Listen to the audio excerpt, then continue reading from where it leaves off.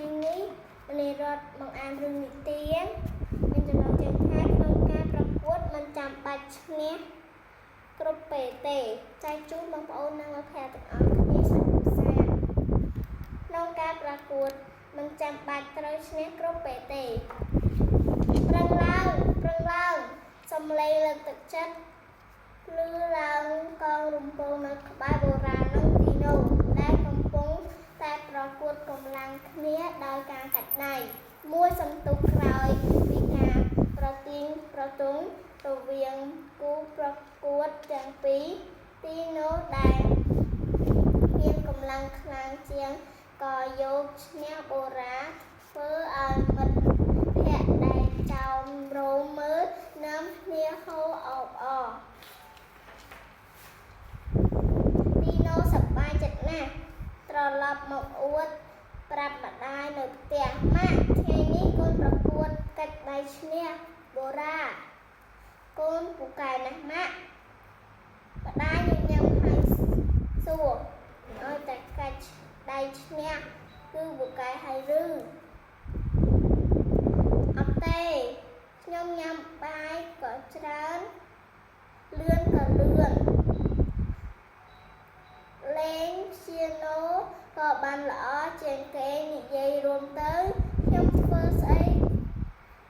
ជាងគេដែរខ្ញុំធ្វើស្អីក៏ល្អជាងគេដែរអ្នកណាក៏មិនអាចឈ្នះខ្ញុំឡើយទីនោះ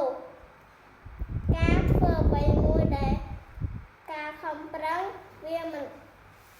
ចាំបាច់ទាល់តែឈ្នះគេនោះទេគ្មានអ្នកណាម្នាក់ដែលឈ្នះរហូតមិនចេះចាញ់ទេកូនម្ដាយរបស់ទីណូអង្គុយចុះមកនិយាយអប់រំកូនកូនមិនចេះចាញ់ទេពីដើមមកកូនមិនចាញ់អ្នកណាទេទីណូងាកមុខចេញដោយមិនរីករាយថ្មីនេះនៅសាលាមានកម្មវិធីប្រកួតកីឡាទីណូបានចុះឈ្មោះរត់ប្រណាំងពីដើមមកទីណូរត់បានលឿនជាងគេប្រចាំថ្នាក់គ្រប់គ្នាគិតថាទីណូប្រកាសជាបានឈ្នះបានលេខ1នៅថ្ងៃប្រកួតមិនខានតែមិនស្មានថានៅថ្ងៃប្រកួតមកដល់ទីណូបែរជាក្តៅខ្លួនម្ដាយរបស់ទីណូនិយាយជាមួយកូនថាថ្ងៃនេះយើងសុំស្បាប់ទៅសាលាឲ្យពេលពិនិត្យមួយថ្ងៃចុះកូនតែទីណូមិនព្រមអត់ទេម៉ាក់ខ្ញុំដាច់ខាតត្រូវតែចូលរួមប្រកួតចប់ចាំទៅពេលក្រោយ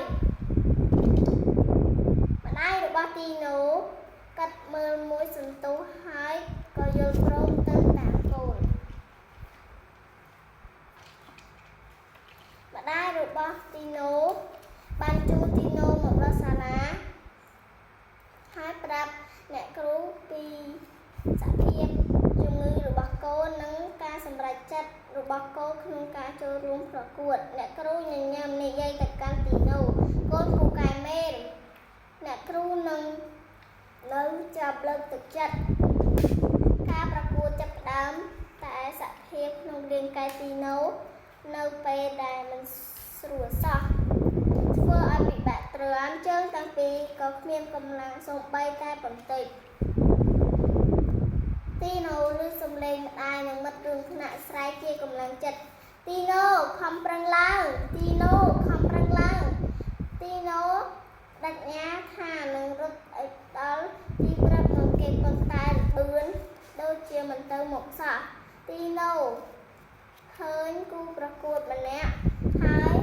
ម្នាក់ទៀតរត់កាត់ពីមុខខ្លួនទៅទីណូក្រឡេកឃើញម្ដាយខ្លួនដែលកំពុងឈរចាំនៅទីព្រឹកក៏ទៅទ្រូហៅយំអោបម្ដាយទីណូអោបទីណូលួងលោមយ៉ាងទន់ភ្លន់ថាថ្ងៃនេះកូនធ្វើបានល្អណាស់ម៉ាក់មានមោទនភាពចំពោះកូនបំផុតទីណូអណ្ដើតអណ្ដោសួរម្ដាយដោយ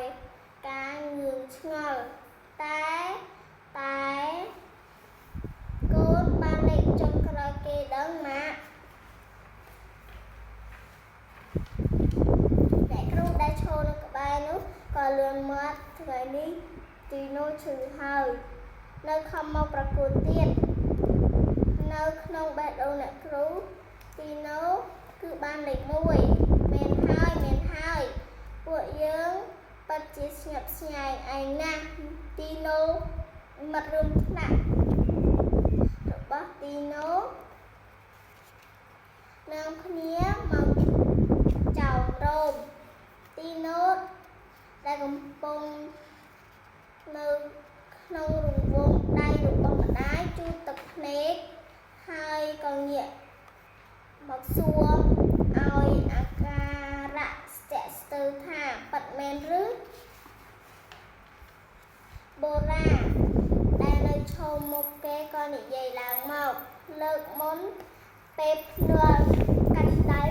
ខ្ញុំមិនអន់ចិត្តសោះដែលឯងចាញ់ឯងតែថ្ងៃនេះខ្ញុំអស់ចិត្តហើយខ្ញុំយល់ថា